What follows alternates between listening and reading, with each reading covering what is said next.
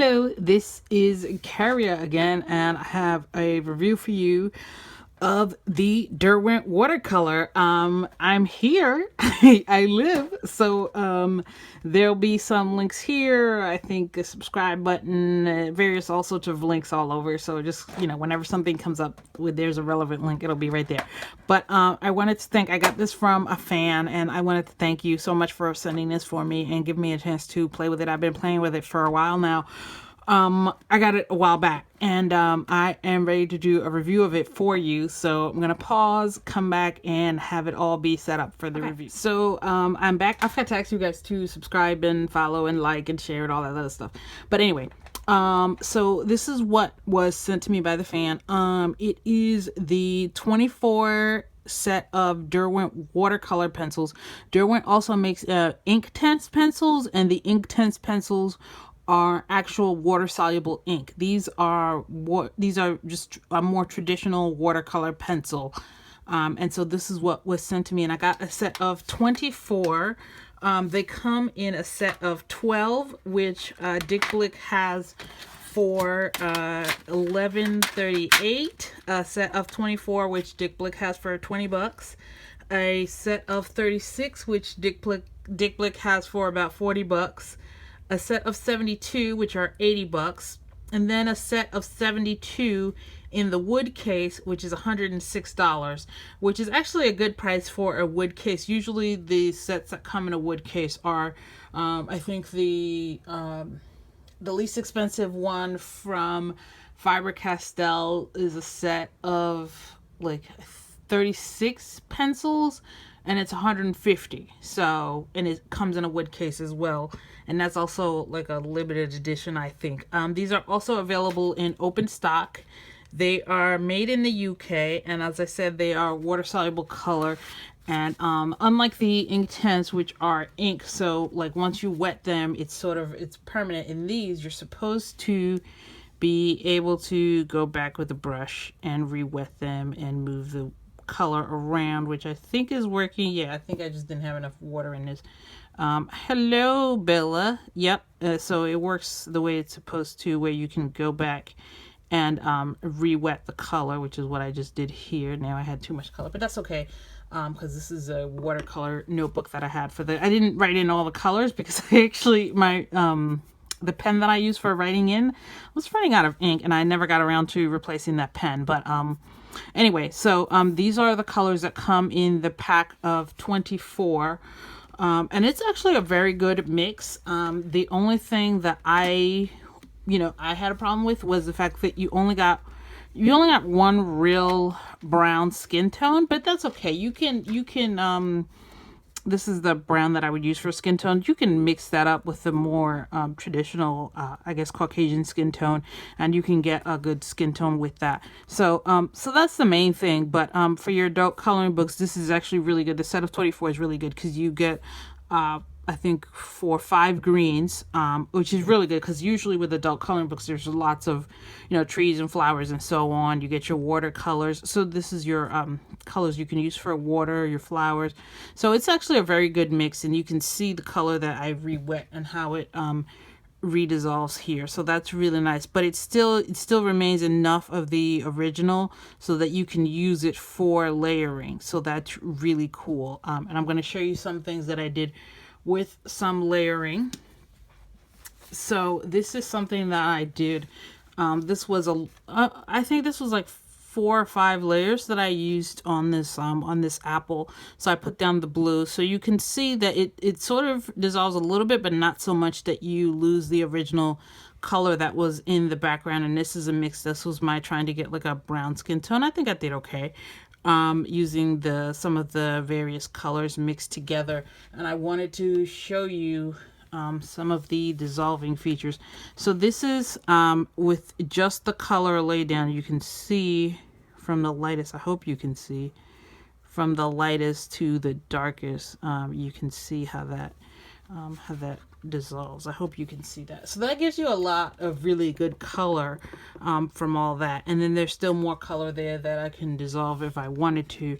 The other thing you can do is you can mix the colors So if you want to mix the colors while they're dry, but you can also do the same thing that you can do with the other color pencils. Let me get one for you where you can pick up the color like this, so you can see how you can do that. Oh, I'm staining this, so you should maybe you should be a little bit more careful than I'm being, but you can do it that way too and pick up the color that way. The other thing you can do too with the watercolor pencil, with this Derwent watercolor pencil, is you can wet the pencil and then use the pencil with it being like a little bit wet. Hold on, let me dip the pencil in the water. You can dip the pencil in the water. So I just dipped the whole pencil in the water, and you can see that that gives you a way more intense color if you dip the pencil in the water. So that's another way to do it. And then you can go back and you can still pick up this color. Oops. You gotta be a little bit careful with this though, because apparently if you're not careful, you're gonna get splatter all over the place, unless you want splatter, and then you can do it that way. So that's another way that you can do this. It's another way that you can use these pencils.